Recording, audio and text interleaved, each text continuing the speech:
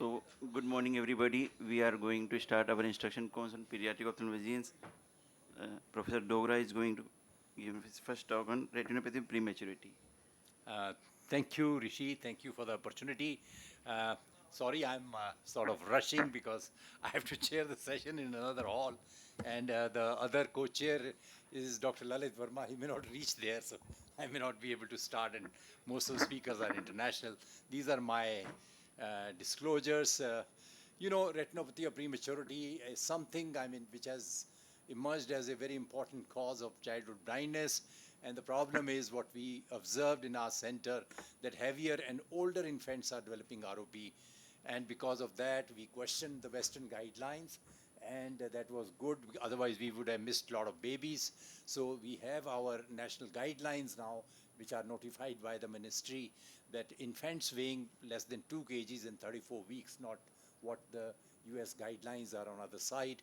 And what is very important, given by our own Subhadra, 30 din roshni ke, that must be examined within 3 to 4 weeks. So it's a sort of a sacrosanct that if we examine around 30 days, we may not miss anybody which requires, any infant which requires treatment. I think the best part is if we can screen and identify treatable stage. So around 90% after treatment, that means a laser or anti-VEGF would show a favorable outcome. So that's a great thing. It's a disease where you can prevent the blindness provided you have detected that stage. And we are very lucky that this was the first disease to have an international classification, which is still going on with modification till 2021, in which in fact our own Anand Vinekar was also one of the participants. So the treatment of ROP requires close monitoring of oxygen saturation levels, which is a problem in our country. We don't have blenders, and we don't have the facilities to do that. 100% oxygen is given. And the peripheral retinal ablation with the laser, which was a gold standard, I would say is still a standard of care with many riders now, and anti-VEGF and vitreous retinal surgery in stage 4 and 5. And the laser is usually delivered in more like less than half burn width apart. That is what, this was a long time back, treated with the diode by me. In 2 weeks time you can see that plus disease has totally disappeared, and you can see how well the disease get kind of controlled. This was I always say this was the biggest contribution from our center, that once the diode conked up, I started doing with 532 laser, and which was presented somewhere way back in 2006 in American Academy as a poster. They took me on in writing. They said I'm doing something which is not done. But you see, I'm happy. Today, the same laser which is used for everything is also used for ROP. I think that is what the contribution from our side was. This is one such infant treated both eyes with 532 laser. The laser can also be done through the wall of incubator. I think this, as well as screening can be, this was done much more during the COVID time, and it has a lot of citation that time. People even made contraption based on this, and that is what sometimes even a small thing can prove very, very handy, and this is something which I had done for the first time way back in early years. And anti-VEGFs in ROP, this is a big thing now, are slowly becoming more acceptable, most used for aggressive ROP and ROP in zone 1, but the late recurrences and sometimes systemic adverse events are a concern. And eyes treated with anti-VEGF needs frequent and long-term follow-up. That is a big problem. These babies get bigger. I think we did write one narrative, and which is being cited more and more, along with Anand. And here, I think I put a question mark that once the vessels have reached after anti-VEGF zone 3, whether we should laser or not. I think it depends on how comfortable. Many may not, they'll observe. And ideal is deferred laser till vascularization is proceeding, so that you can preserve more retina and let it go beyond zone 1 into zone 2. That is what we do most of the time.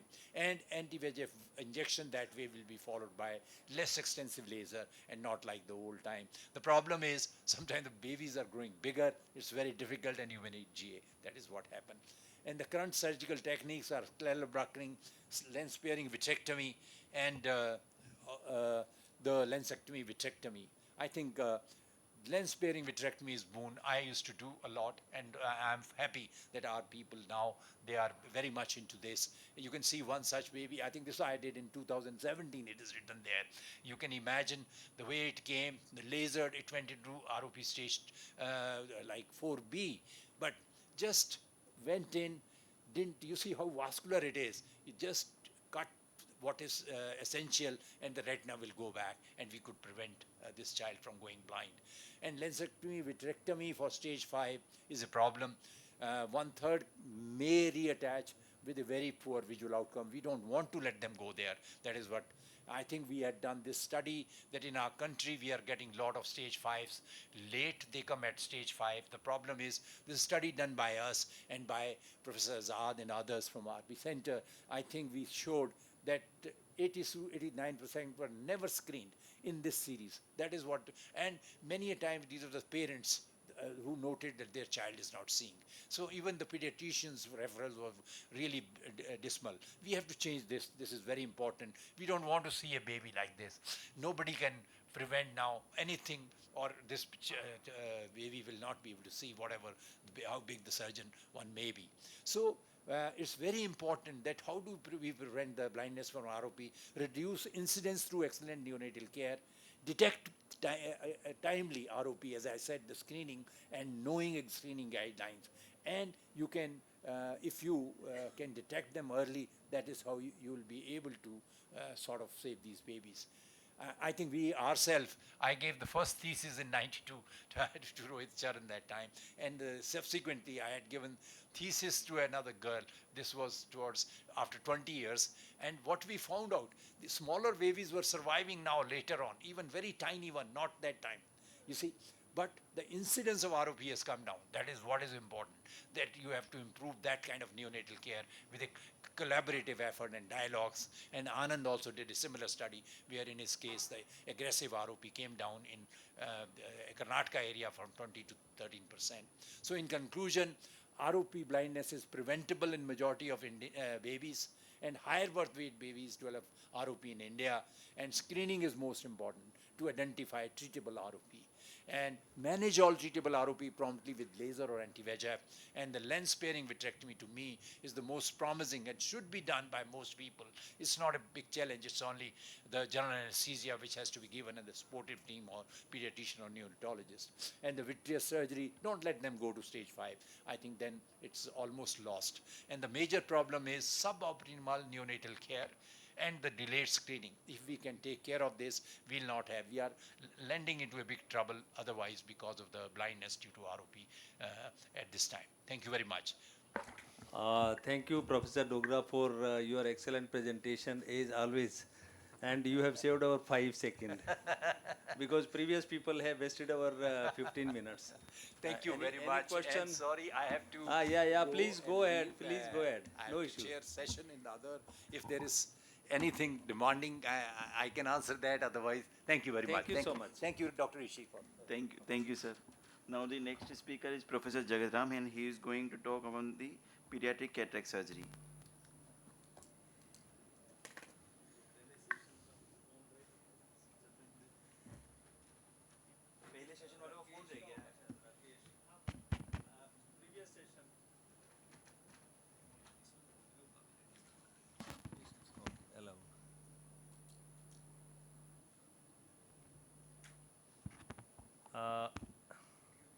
ठीक है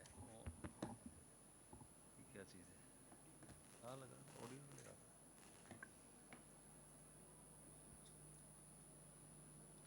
Professor Jagatram, as we all know, he is a Padam Shri awardee and he is a distinguished figure in the field of pediatric cataract. And his insight will undoubtedly enrich our understanding of this critical topic about the pediatric cataract surgery. Yeah, please start the slides and set the time for 0. Thank you, Dr. Rishi Raj, for giving me this opportunity. It is a pleasure to talk, and it was very nice that you consider that ocular pathologies and various diseases you have compiled, and there are speaker of the different issues in pediatric diseases. I will make it. I will make it. No, no issue. Okay, no issue.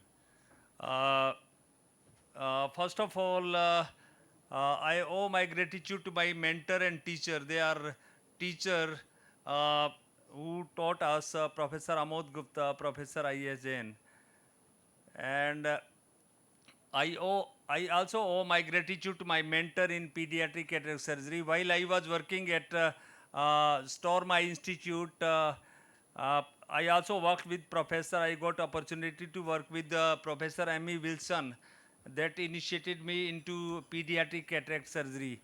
Of course, Abhay Vasavada, I used to see and listen to him in various conferences. Why pediatric cataract surgery? Because childhood cataract is a avoidable cause of visual disability, and 10 to 40% of the childhood blindness is due to cataract. Most actually there are high complication rate after doing pediatric cataract surgery, such as PCO, glaucoma, amblyopia, and even blindness. So for me, most powerful draw uh, was to work on this field of pediatric cataract surgery, and I developed completely focused motivation and strong will to turn that into reality. While we see these children, they are the children with visually significant cataract, while parents bring them, and majority of them bilateral, and 10 to 15% of these children, they have unilateral cataract.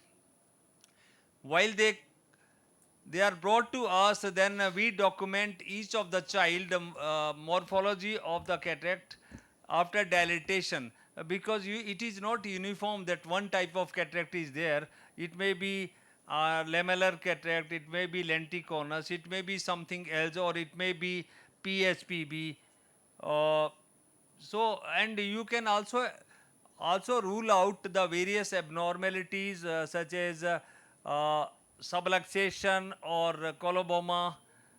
You can see various these type of abnormality in these children. There are various issues of concern in children. One is it is a growing eye, so there is a rapid axial length growth in the first 2 years of life. There may be marked capsular fibrosis. Posterior capsulotomy and anterior vitrectomy we do in younger children, particularly up to 6 to 8 years age group. These children may be uncooperative for biometry.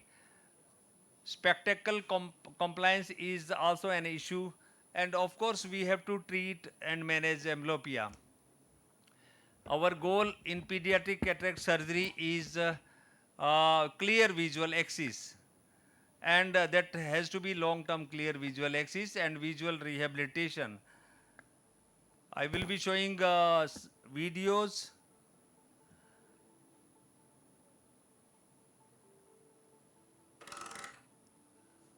This is one classical case of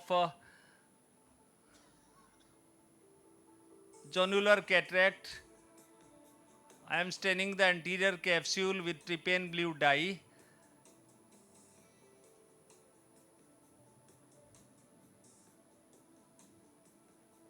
And size of the rhexis is kept around 5 millimeter or so.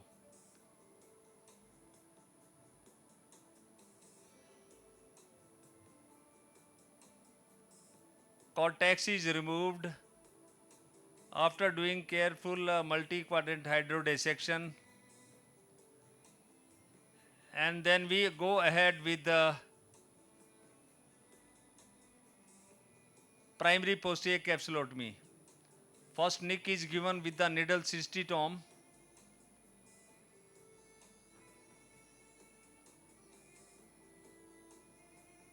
and it is completed. The size of the rhexis is kept around 3.5 millimeter or so, and then limited anterior vitrectomy in the zone of rhexis is done, and then we implant, in every case, hydrophobic acrylic IOL in the capsular bag. Although there are other locations where we can implant, we can capture also. But this is the first choice. And residual viscoelastic and any tag of vitreous is removed. And this is a which we want, that this type of rexis, but if there is a vitreous dragging, then we have to do remove the vitreous from that place, and ultimately you achieve this type of rexis. And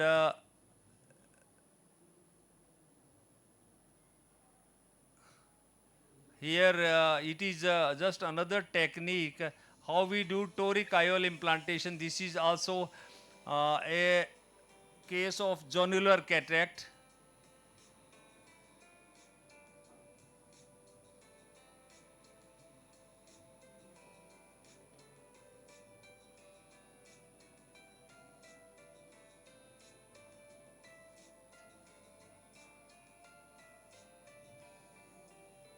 We mark horizontal meridian and then stain the anterior capsule with the trypan blue dye.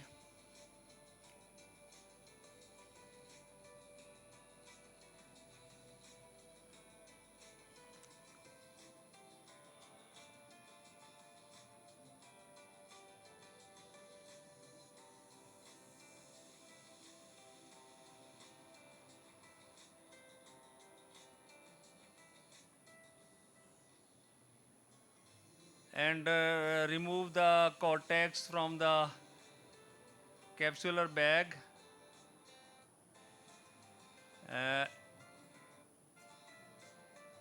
And then implant IOL, and in a particular axis, which is a desired axis, using Callisto.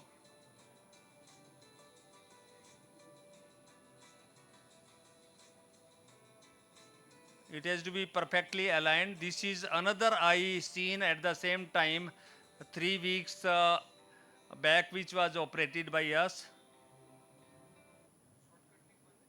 And these children, they need long-term follow-up, which is must for these children, because IOL implantation is just the first step, and treatment continues for long time.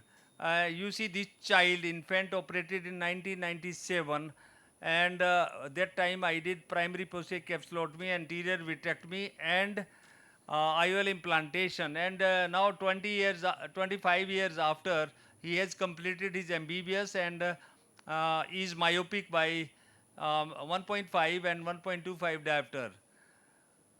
So most importantly, the word of Ellis are worth remembering.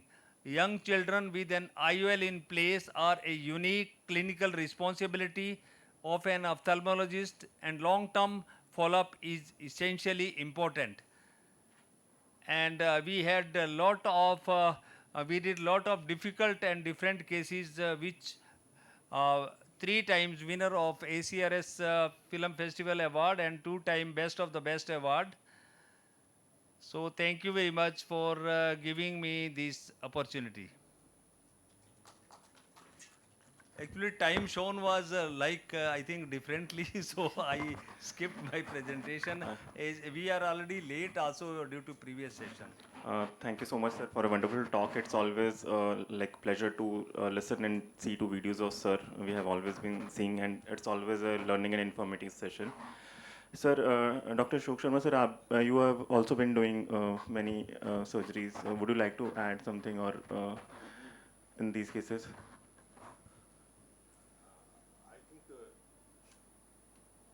I think sir has covered almost all the complicated issues with this topic, and he is the authority on that. I think I won't be able to add anything, but I think the patients who are having uveitis along with the cataract, probably a severe uveitis and healed uveitis, probably these are the patients where sir is doing even, I think, IOL in those cases, but others may consider secondary IOLs so that there is no complications. because operating very young children, especially neonates, and putting IOL in that, sometimes you may have to do a lot of times multiple surgeries which are not good for corneal endothelium and ocular structures. So if one is not very sure if the eye is micro-ophthalmic or something, some other dysgenesis, maybe that better to put secondary IOL and manage aphakia with other modalities of treatment.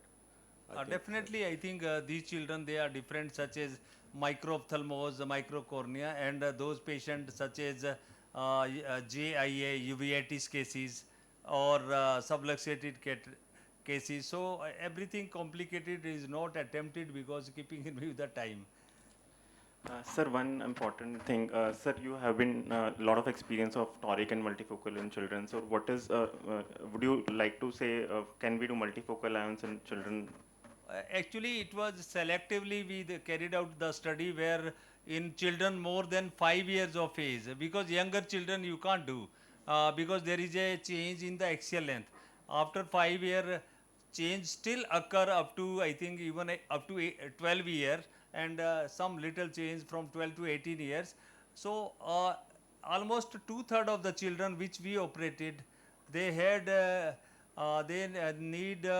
were independent of spectacles, but still one-third of the children required spectacles. But then it has to be done very, very selectively. It is not uniformly that all cases we go for these multifocal and trifocals. Thank you so much, sir, for enlightening us with such a wonderful talk. So the next speaker is Dr. Ashok Sharma, and he is going to on pediatric keratoplasty. He is a renowned expert in this field and made substantial contribution in the management of corneal opacities in children. Sir. Good morning, everybody. I would like to thank Dr. Rishi Raj for making me part of this very important symposium, and along with the stalwarts like Professor Jagatram and Professor Emma Dogra and my other colleagues. I will be speaking on pediatric corneal transplants and presenting my experience, how I have evolved and how to get the results. I don't have any financial interest. Corneal transplant surgery has gone sea change after we have completed 100 years of first corneal transplant in 1904. There are several newer techniques of deep anterior keratoplasty and endothelial keratoplasty they have been developed. And 10 years success rate of penetrating keratoplasty in adult is very good. The problem is that in children, still the penetrating keratoplasty or corneal transplant surgery as such remains a challenge. That is because of the ocular dysgenesis, and most of these patients, they have like the eyes may be smaller, and these children, they have low scleral rigidity, shallow AC, forward displacement of the iris and lens during surgery, high risk of iris prolapse, lens extrusion, suprachoroidal hemorrhage. All these complications, intraoperative complications, make this a high risk surgery. Increased risk of graft rejection in children is again a problem. Visual rehabilitation is arduous because they need anti-amblyopia treatment, and then children are very poor to cooperate for examination. We need need EUS to make sure that everything is going in the right way. And long-term pediatric corneal transplant results we have very limited information. If we look at the indications, we have, broadly speaking, two groups. We have congenital and acquired. It's very evident that the congenital group has poorer prognosis in terms of visual outcome as well as graft clarity because of multiple issues in these eyes. And in acquired, we are much better. And because the child has already seen, eyes are larger, so the results are much better in this group, basically. Whenever I have a child who need this kind of surgery, we have all these detailed examinations, history, antenatal and ophthalmic examination, family history, pediatric examination. And then most important for me is examination under anesthesia to make sure that whether we can help this child with the corneal transplant and what size of corneal graft we will require. Special investigations are also required to make sure the anatomical integrity as well as the visual outcome in these patients. Parents counseling is of paramount importance because it's only if the parents are aware, then only we will be able to get the desired results, and their expectations need to be realistic because we cannot be successful in every case because of all these complexities which I have already discussed. Timing of the surgery, for me, it's as early as possible, and as early as parents are ready and anesthetist is ready, I am operating. I have operated a child of 2 months also with good results. These difficulties we have already discussed. In surgical plan, basically in infants and in children, we require 6.0 to 7 millimeter diameter graft unless we have a ophthalmic eye. Then the donor graft is oversized. Interrupted sutures I use in younger children. Running and combination maybe in the older children. I always go for donor corneas with good endothelial cell count. I don't operate a child unless we have more than 3,000 cell count. I make all the measures to keep the intraoperative positive pressure very low. So we give even IV mannitol, hyperventilation, flaringazine, pre-placed sutures. But one thing which I have started doing is that I do digital massage after general anesthesia and ask my general anesthetist to make sure that I can do that, so that the pressure is low. And post-operative treatment, of course, these require antibiotics and frequent steroids and frequent EUA also. This is the result. More than 50% of our children, they had better than 660 vision. We have complications also. These children, they get sometimes injuries, graft rejection, infective keratitis, glaucoma, neurotrophic keratitis, and all that. Before I go ahead, I would like to present the details of this child who was operated by me in 2017. She was brought to me at the age of, sound please. Brought to me at the age of 4.5 months, and then we examined her under anesthesia also. She had microphthalmia, microcornea, and sclerocornea, opaque cornea. So, even after examination, we could not fit this child under any known syndromes. Once we advised surgery, we discussed everything with the parents. Her father was army personnel, and I told him. Corneal blindness is an evil to mankind, and we need to battle. Not this way. We need to pledge and donate eyes and perform corneal graft. Penetrating keratoplasty in the eye with microophthalmia, microcornea, sclerocornea, and opaque cornea. The corneal diameter was 8.5 and 8.0 millimeters. In this child, we have taken all measures to keep the intraocular pressure low. Corneal trephine was selected and partial corneal trephination was done. The anterior chamber was entered and the host cornea was excised. The child had been given intravenous mannitol and hyperventilated. Therefore, we did not encounter intraoperative positive pressure. But that is not in every case. We get extreme positive pressure also, and sometimes we have to do a lot of manipulations. We have to put sutures very rapidly so that we can take care of that. And I ask my anesthetist to hyperventilate the child. Oversized was sutured using 10-0 nylon interrupted sutures. The child underwent surgery in the left eye 5 months later. She had one episode of graft rejection that was successfully treated. The child has started going to school and is able to read and play with her friends. She is able to take part in extracurricular activities. There are many success stories similar to these.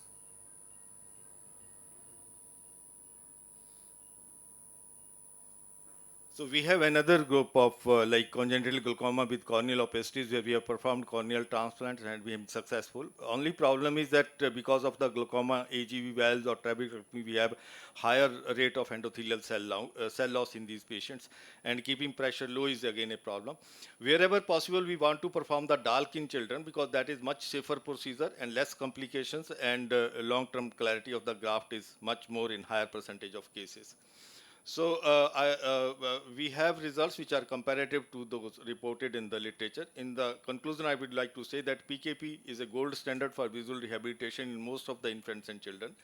Penetrating keratoplasty change is challenging, but can get good results if we have close monitoring and take care of complications. DALK is much safer, less invasive, and it has better graft survival with fewer complications. Endothelial keratoplasty for selected cases like congenital hereditary endothelial dystrophy is a procedure which is most of our colleagues they do who are expert in DMAC, and we have done few cases of DSEC in these children. Better understanding and prognostic factors can possibly improve graft survival time in future. Thank you very much for patient hearing. Thank you, Dr. Ashok Sharma, for your excellent presentation. Actually, even this his work has been he has received the best poster and best paper award in American Academy of Ophthalmology, and I think this is extremely challenging to do. It is much more challenging than doing pediatric cataract surgery, because in pediatric cataract surgery it is a bit easier. But here it is a graft rejection. There are several of the issues. Thanks. Any question to Dr. Ashok Sharma? Sir, do you give immunosuppression in these cases? Like in adult, we don't usually give, but there are high chance of failure in children. So, do you routinely give immunosuppression in these cases, or just routine follow? Basically, if we are giving, if we are doing first graft and there are not very high risk this thing, then we rely on frequent topical steroids for first few weeks. It may be even sometimes 1 hourly, or then gradually we taper it off to 2 hourly, and subsequently 6 weeks, 8 weeks, then to 4 times. But it's much higher dose than in the adults. And those patients who are much high risk, we also use topical cyclosporin and tacrolimus ointments on the eyelids to take care of that. Systemic steroids also we give, but we have not given cyclosporin to anybody oral or this. Thank you. Thank you, sir. So I am going to invite the next speaker is Dr. Lomi, and he is doing a lots of work on ocular tumors. He is currently working in AIMS. So Dr. Lomi is going to present pediatric ocular tumor comprehensive management strategies. Okay. Very good morning, Dr. Rishi. Thank you for having me in this important session and giving me this privilege to share on pediatric ocular tumors in front of my teachers here. So I have no financial interest to disclose in this presentation. Pediatric ocular tumors are rare, but they have a potentially serious growth affecting children's eye. Hence, the early detection is crucial for preserving the vision and preventing the metastasis. Common types intraocular are the retinoblastoma, and then orbital is the rhabdomyosarcoma. Retinoblastoma in India, we have 1,500 cases per year, which contributes about 33% of all global burden. So we see from this that the burden in our country is much higher as compared with the Western populations, and clearly depicts that the presentation out in our country is also different from the Western populations, where we see more of locally advanced as compared with the Western population. And the reason being, we all know that this because of delay in referral or illiteracy, because of lack of awareness. So there is common clinical presentation. The most common is leukocoria. You can have the squint, you can have the red eye, hyphema, ophthalmos, or with the uveitis, like with the pseudohypopion, or phthisis bulbi, with the orbital cellulitis, functioning proptosis mass, and sometimes with a secondary after enucleations, and you can see with regional lymph node metastasis too. So what next? What we see all these patients, we have to have the suspicion in our mind of ruling out intraocular tumors. So chemotherapy has been our gold standard for treatment since 1990s. All credit to the Kingston for this invasion, and since the inception of this chemotherapy, there's a marked reduction in the percentage of the enucleations, coming down to now 5 to 7% currently. So the current treatment protocol is mostly based on the chemotherapy. And intravenous chemotherapy has started in 1990s with standard vincristine intravesic carboplatin with the different doses. Now the targeted chemotherapy is more highlighted which was started intravitreal chemotherapy by Kaneko and Suzuki from Japan groups. Started with that, we have the intraarterial chemotherapy from Kaneko, and which was popularized by Abrahamson in 2008, and we have got periocular chemotherapy and intracameral chemotherapy from Francis Munier. So we see that in these studies on 20 years follow-up, where we see the globe salvage rates have significantly increased from for group A, B, and C retinoblastoma is nearly around 90 to 95%, and from group D is around 70%, and from group E is around 30 to 40%. So here's a case scenario: 8 years old boy with bilateral retinoblastoma was given systemic chemotherapy, intravitreal chemotherapy, VEC regimen. After 4 cycles, you see the optic disc, you can see the optic disc, you can see the macula, and the globe is salvaged, and the child is saved. Another case of unilateral retinoblastoma with group C retinoblastoma, patient was a good candidate for intraarterial chemotherapy. So this patient was received intraarterial chemotherapy of melphalan and was showing a good response. Another case with recurrence after systemic chemotherapy, there's a recurrence vitreous cysts were there. So this patient was subjected for intravitreal melphalan 2 cycles, but we see the toxicity of melphalan, retinopathy is seen. Where we compare with topotecan. Topotecan seems to be much safer as compared to the melphalan. Another case with tumor was regressed, but the recurrence was seen with vitreous cysts, with the retinoblastoma cysts in the intracameral area. So in this case, we have considered for the intracameral melphalan, that is 7 micrograms, 0.1 ml. After 3 sessions, that all the retinoblastoma cyst in the intrachamber was all vanished. Another case was referred to us with this recurrence tumors, retinoblastoma, following chemotherapy with laser photocoagulations. This child was subjected to plaque brachytherapy. So plaque brachytherapy is also a good option when tumor is less than, thickness is less than 6 millimeter with a larger basal diameter of less than 15 millimeter, with a unifocal lesions, without any vitreous cysts or the subretinal cysts. Plaque brachytherapy is a good option. And another case where plaque brachytherapy was done in this showing a good response. So in general, the management of retinoblastoma depends upon whether it's unilateral or bilateral. For group A, B, C, usually intraarterial chemotherapy works very good, or you can use systemic chemotherapy. For group D and E, if it's unilateral, may consider for inoculation, or if for globe salvage, IVC and IEC. And for bilateral cases, usually we consider for intravenous chemotherapy. Here's case of orbital retinoblastoma, which was subjected to systemic chemotherapy, where there was reduction in the tumor mass, and patient was subjected to inoculation and with artificial eye again. And however, we need to have adjuvant systemic chemotherapy complete 12 cycles, and also 20 sessions of external beam radiotherapy is required. Prevent the prognosis for high-risk metastasis.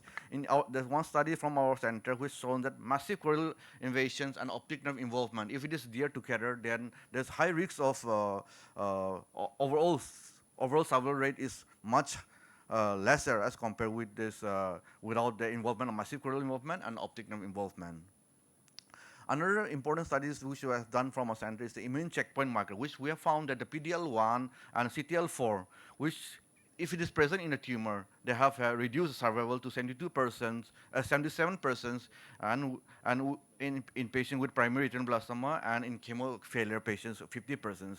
So in PD-1 and CTLA4 is a good indicator to show the prognostic factors. So sometimes this aqueous liquid biopsy is another important topic where we see that circulating tumor DNA decreases with response to chemotherapy. So in this another in aqueous cytology, we see there's this chromosome number 6p gain have shown the 3.8 times greater risk of inoculation if it is present as compared without this chromosome 6p gain. Another intergenomic heterogeneity in bilateral retinoblastoma, which found that the tumor fraction was found to be reduced, and it is correlated with the regression of tumor. With intravitreal melphalan injection, the tumor regressed, the tumor fraction also have reduced. So taking a sample from the aqueous, it will help us. And the other eye, which we compare it, where there is no response to the chemotherapy, the tumor fraction was still high to 98%, and then it was correlated very well with the inoculation sample. Another patient with leukocoria, a 2-year-old female, presented without any complaint of any trauma, exposure to pests, or deviation of the eyes. There is an anterior location heterogeneous mass was seen involving ciliary body. Here in the UBM, you can see a very classical intratumoral cyst and lens. So it was suspected to a case of ciliary body medulloepithelioma. And on MRI, you see there is no extra ocular spread was there. Patient was subjected to enucleation, and then our diagnosis clinically was same as on histopathology, which confirmed ciliary body medulloepithelioma. Rhabdomyosarcoma is also a very common presentation of orbital tumor in children, where you can see a rapid growth of proptosis as compared to the retinal blastoma, and you can see various patterns on histopathology, embryonal, alveolar, pleomorphic, or Botrytis type.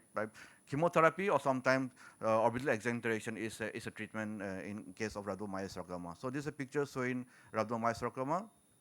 And lastly, the leukemia is also second next to the rhabdomyosarcoma, where you can see unilateral soft tissues growth with proptosis there. So in conclusion, early detection and diagnosis is a key for treatment of orbital tumors in children, where we usually have the collaboration of multi-specialty team is very important. More than 7 vision, we have achieved ultimate goals of saving lives and the eye. The evidence-based approach is very important, and the most important is the tender love and care for the patients and for the caregiver. Thank you all for your kind attention. Thank you, Dr. Lomi, for your excellent presentation. Because these are the children, you see the magnitude that how much orbital there is a proptosis. They present very, very late. But those present who present early, I think there we are successful. Definitely. And sir. majority of them. Yes. Thank you so much. Thank you, sir. I want to invite Dr. Gaurav Gupta, a dynamic and talented young ophthalmologist from UOC, and has been making significant contribution to the field of pediatric glaucoma. A postgraduate alumnus and has the privilege of training under the esteemed guidance of Dr. Sushmita Kaushik, and he is going to present upon the pediatric Ahmed glaucoma valve implantation. Childhood glaucoma. A very good morning to all. At the outset, I'd like to thank AIOS and Dr. Rishiraj to include me in this session. For the benefit of session, I'm presenting on childhood glaucoma clinical evaluation and categorization. With this, the aim of my presentation is so that every general ophthalmologist can at least diagnose childhood glaucoma and refer it timely so that we can save these babies. So although rare heterogeneous group of disorder, but presentation varies with the age of onset and severity of IOP elevation. In this, eyeball in children stretches like a balloon in response to increased IOP due to low scleral rigidity, and glaucomatous cupping may or may not be present. So this is very important in children. Glaucoma is not diagnosed with the cupping, but there are other parameters as well. So CGRN defines the childhood glaucoma as per 5 parameters. That is, one is IOP, optic disc cupping, corneal findings, axis length, and visual field. So 2 out of these 5 is required for diagnosis of childhood glaucoma, and if any one of them is present, we need to suspect glaucoma in these cases. So we need, once we suspect them, we need to classify them in primary and secondary glaucoma, because it helps in further follow-up and treatment. Pediatric primary childhood glaucoma is mainly PCG, that is primary congenital glaucoma, or juvenile open angle glaucoma. It depends on the age and presentation. And there may be secondary glaucomas like glaucoma following cataract surgery, glaucomas with non-acquired systemic disease, with non-acquired ocular anomalies, or with acquired conditions. So when to suspect? What are the red flags? So if any infant or young child is there, look for corneal enlargement. Many times we see patients who have large eyes and parents are happy, but always large eyes are not good. So we need to suspect ophthalmos. If there is epiphora, photophobia, blepharospasm, like triad of primary congenital glaucoma, we need to suspect. Older children present with decreased vision, induced progressive myopia, and maybe glaucomatous optic atrophy, may present with eye pain, headache, or color halos. Elevated IOP, corneal enlargement occurs till 3 years, while scleral stretching may persist till 10 years. So excellent may grow till 10 years, but in the less than 3-year-old child, we will see corneal enlargement as well. So this is the standard picture of a primary congenital glaucoma. The child may be having steamy white corneas, and like this, or it may be just large eyes, like in this unilateral primary congenital glaucoma is there. So other clinical examination, we need to look very carefully, look at facial asymmetry, any pigmented patches like in Sturge-Weber syndrome. If the child is small, then we can do a torchlight examination or a clinical photograph, which helps in seeing. We can plan EUA for suspicious cases. If the child is older, then slit lamp examination, gonioscopy, applanation, tonometry, and posterior segment dissection like standard examination are required. So once you are planning an EUA, that examination anesthesia, you should have everything ready. Like you need to have a 20-day lens, indirect ophthalmoscope in your OR, direct gonio lens to look for the angles. You need to have a portable pachymeter, portable Perkins tonometer, and preferably a skin in OTs to measure axial length. So this is how a normal infantile angle look. It look very different from an adult angle. We need to know the normal anatomy in child angle also. We need to have a detailed sheet in which we need to document everything about iris pattern, IOP, if there are any drugs, corneal, any stria is there, what is the cup to disc ratio, other fundus findings, CCT, axial length. We need to always plot axial length because many a time these children shows normal IOP, but axial length keep on progressive due to stretching, because when there is stretching, the IOP do not raises, but the axial length keep on raising. So we need to plot them on axial length chart. If there is a progressive axial length increase, it shows that the child is progressive of glaucoma. So here we can see this is the right eye is showing an like a high iris insertion, and the left eye is a normal childhood angle. So we need to look very carefully. If the child is older, we can do ancillary investigation like USGB scan, biometry, keratometry, axial length retinoscopy, visual field if the child is adult. So many child can easily do perimetry. We think they are not able to, but they can do. This is a very important flow chart for categorizing the children. If any like 5 things are present, we are suspecting or diagnosing glaucoma, then ask if the child has undergone any cataract surgery. If not, then look for any systemic findings. If not, look for ocular anomalies. If not, ask for history of any trauma, steroid use, uveitis, any other secondary cause. If not, then look if the child is having ophthalmos. If not, then the child is the case of like juvenile open. Like all these questions will help us in categorizing these children. So I'll be showing few pictures of ocular anomalies like Axenfeld-Rieger syndrome. These are very classical in this on correctopia, polychoria, and on gonioscopy there is a Y-shaped pattern of iris. This is the case we reported, and this, there was 360-degree posterior embryotoxon. This is a case of Peters anomaly. In Peters, the very important thing I want to highlight that all eyes will appear white. So every white is not same. We need to look very carefully in this Peters anomaly. We can see peripheral clearing and central clearing. You can see there is a central clearing over here. So this is the hallmark of descendant membrane defect in corneal endothelium. These are the other pictures. Here you can see very nicely central clearing. This central clearing is the diagnostic of Peters anomaly, because on UBM when you will see this central area will show posterior descendant defect and posterior stromal defect. Then another is aniridia. And aniridia, there is complete loss of or any loss of iris as suggestive of aniridia. We need to look for other phenotypes, any iris changes. We need to screen them for Wilms tumor. We need to look for any foveal hyperplasia, nystagmus, or any other things. But not always complete loss of iris. There are grading of ABCD, like even a small amount of iris atrophy or a stump of iris. There are other phenotypes of aniridia as well. So there is a very important role of imaging in this case. This is like this is the case of unilateral PCG. Right eye is normal, left eye is ophthalmic. On like OCT, you can see this is a normal angle, but here the iris is highly inserted. So it helps in diagnosis. Another case of late onset PCG. Late onset PCG is those like children presenting late at 3 and 4 years, but they have ophthalmos. They have large corneas. Here also you can see the iris is very highly inserted. Due to high iris insertion, it shows that there is trabecular dysgenesis and there are chances of glaucoma. Like this is the case of neonatal onset Peters anomaly. There we can see on UBM there is a posterior segment defect, and here in the second case the iris is also inserted over there. This both eyes are appearing very much similar, but on UBM when we saw there is like posterior segment defect in the one eye, and other eye we have nice descendants. So how does it help? If there is a Peters anomaly, there is posterior segment defect, even after doing surgery, the visual prognosis will be guarded. We might be needing transplantation in those cases. But if there is intact posterior segment and posterior descent, then doing a CTT or doing a glaucoma surgery in those cases will completely clear up those cornea. So it helps in prognosticating these cases.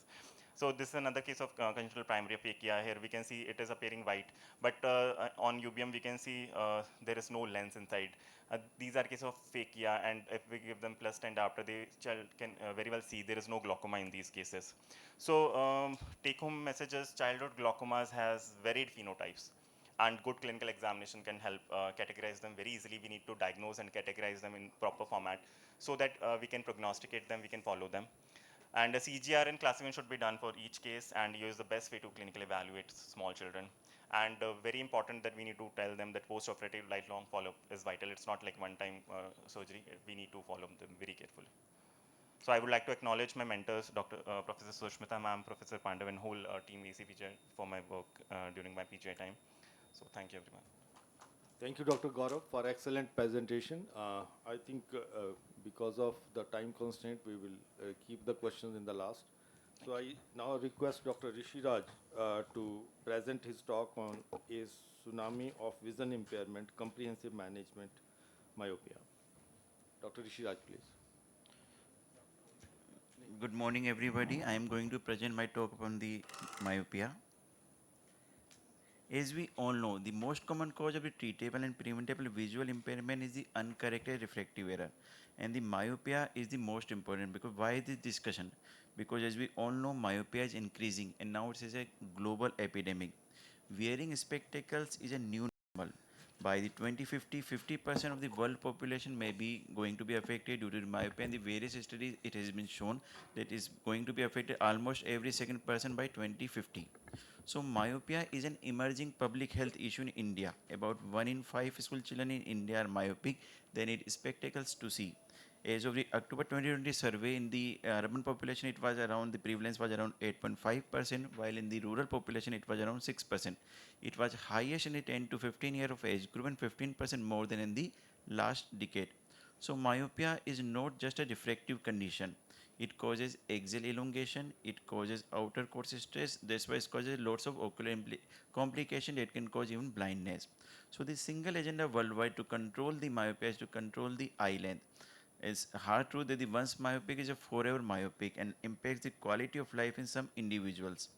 So there are several anti-myopic studies available, but the most common is the environment and lifestyle modification, different type of contact lenses, and the pharmacological intervention in the form of low-dose atropine.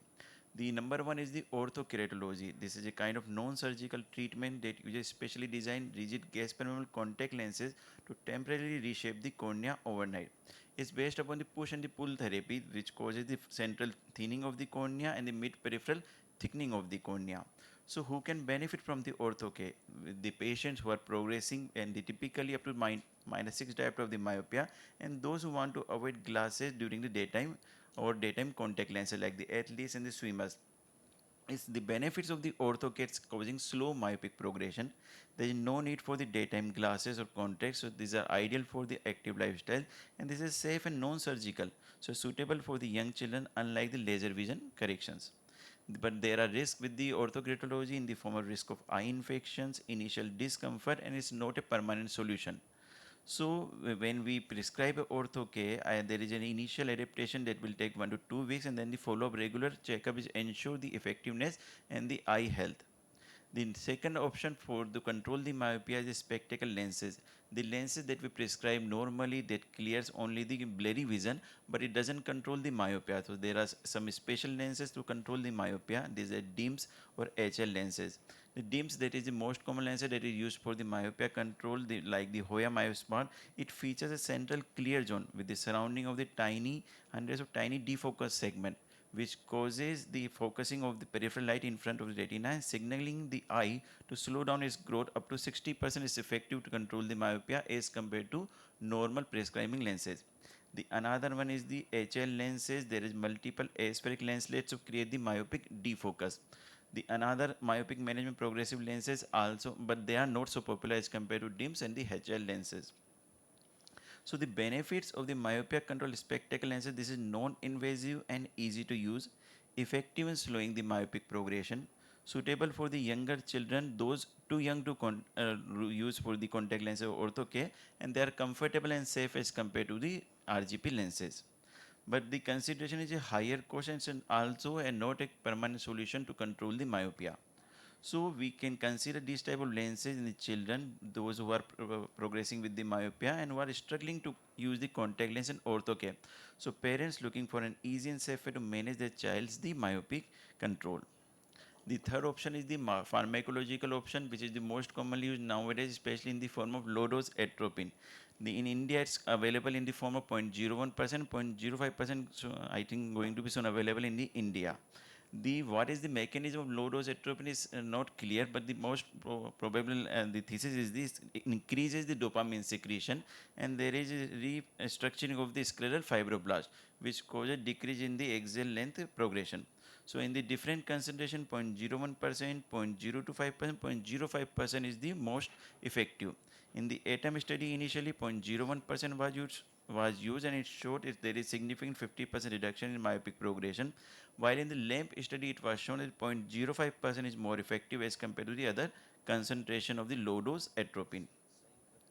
In India, in AMS, ARM study was performed. It also showed that the 0.05% is effective as compared to the other concentrations of the low dose atropine.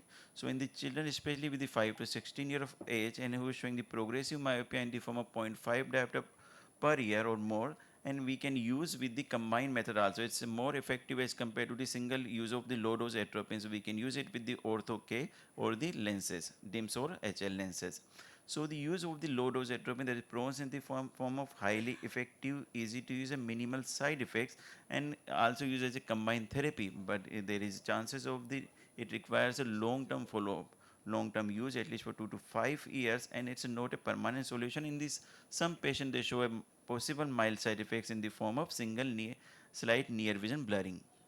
So in the patient, we can start with the documented progression of the myopia. They need regular follow-up every 6 months, and after there is no progression for consequently 2 years, we can taper off the low-dose atropine.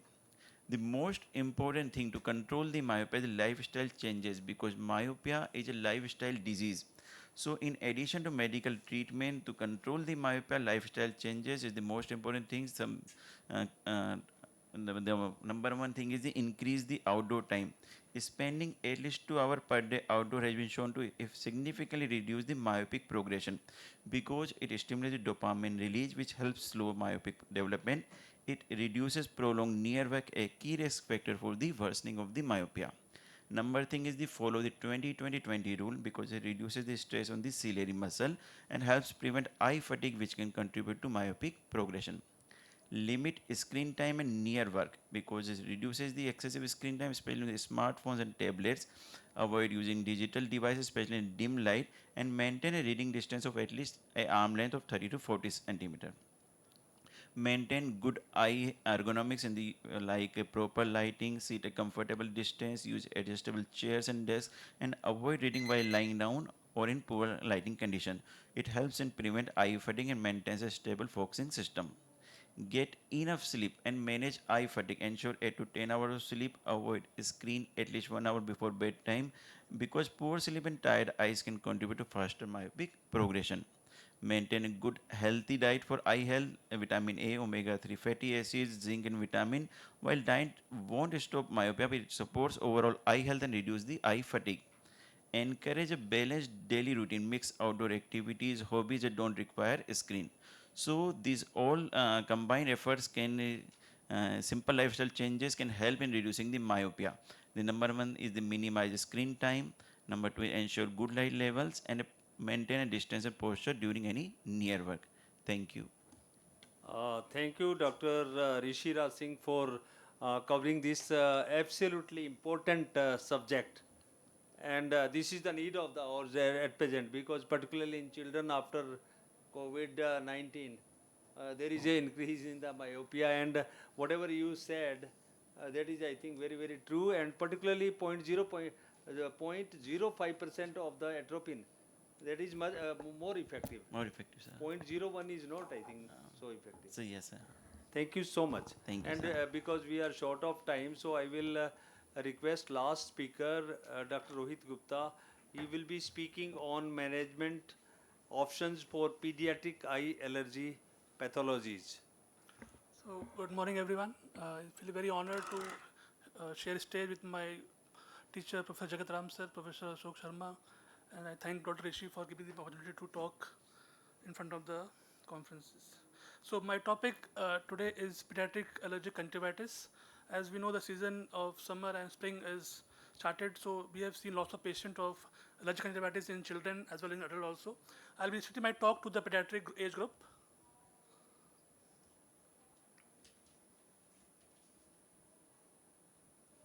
Slide down.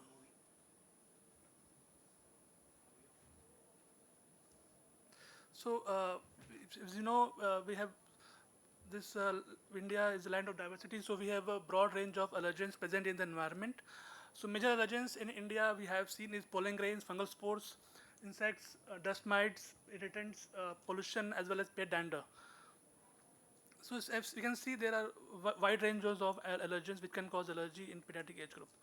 So, it's documented like temperature-related changes in the airborne allergic pollugens can increase the pollen in the environment, and this can cause allergic conjunctivitis in children. So, these temperature extremes, as we can see in summer, and so it leads to extended seasonal duration and increased pollen load in the environment. So, it can impact duration of symptomatic periods and symptoms severity of the allergy. So, elevated temperatures and high CO2 levels have increased the pollen load in the air. So, this can increase directly leads to the symptomatics of the allergy. So, the allergens, these are foreign body or antigens, which are we have mentioned before. Allergy is the hyperimmune response to the corresponding antigen. It's more common in the hot and humid tropical climates. So, the 40% is the global prevalence of the allergic conjunctivitis.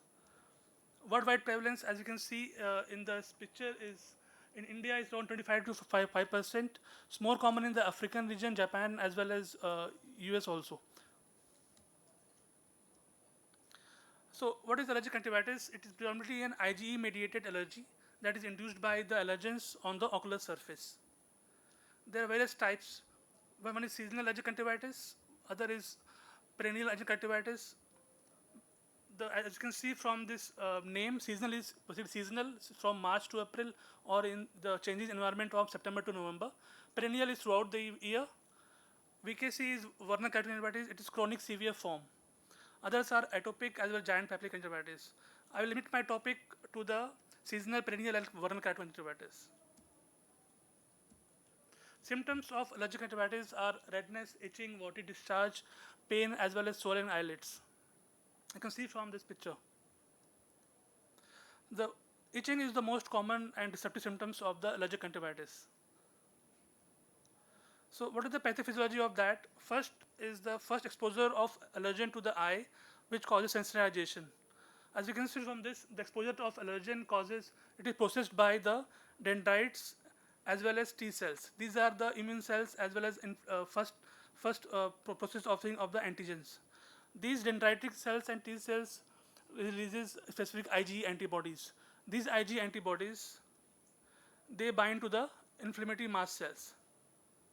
So this is the first exposure of the antigen to the eye. This is the process which occurs. So on subsequent exposure, there are two phases, early phases as well as the late phases. The early phase is like sensitized mast cells, they come in contact with the allergen on subsequent exposure, which causes degranulation of the mast cells.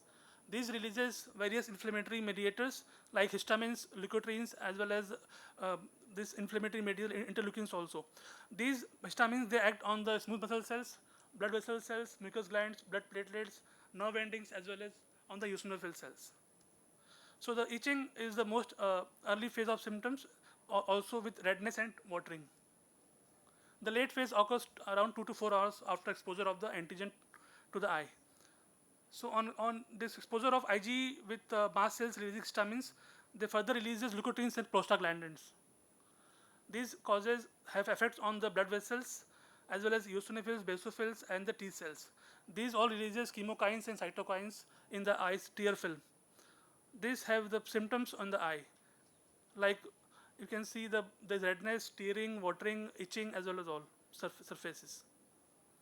So the histamines, the most common first release of the histamines, they bind on the histamine receptors, on the H1, H2, as well as the H4.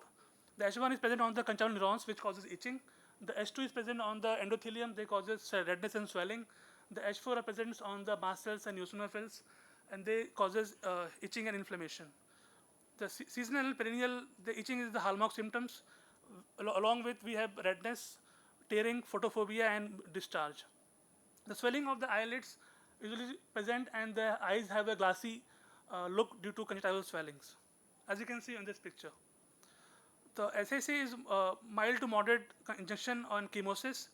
The chemosis is present on the prominent on the nasal conjunctiva because they are loosely adherent on that area. The swelling of the lids causes narrowing of the interpalpal fissure. Papillae are present mostly on the bulbar conjunctiva. They recur seasonally with changes in the pollen and the allergen presents. They have mild or local inflammations. They often resolve and remits. The other form is the VKC is vulnar conjunctivitis. They need to be differentiated from the SCC and PAC because of the potential for the vision losses. The symptoms begin in the childhood and they peak around 11 to 30 years of age. They mostly occur in the springs and the summer months. As you can see, the vernal is the Latin word and causes known as spring. The ryegrass is the most common cystidating agent. The other agents are the pollens, the mites, animal dander. There are other non-specific like sun, dust, and the wind exposure. They have a bilateral intense itching, which is characteristics of VKC. The other symptoms like is more or less similar to SAC is tearing, photophobia, spasm, blurred vision, and discharge. Pain occurs if there is involvement of the cornea.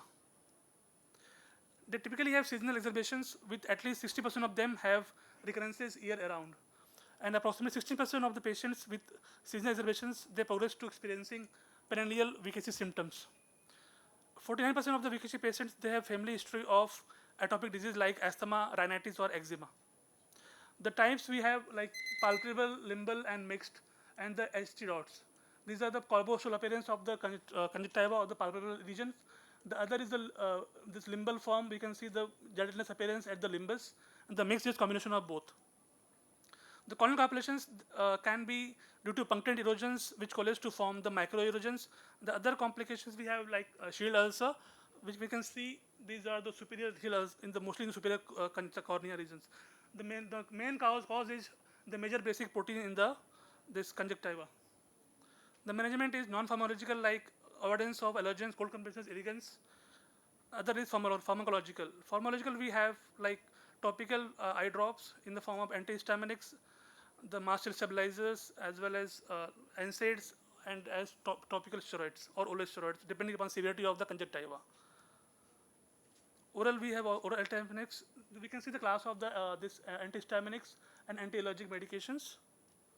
So they are effective responses, well tolerated, and good compliance.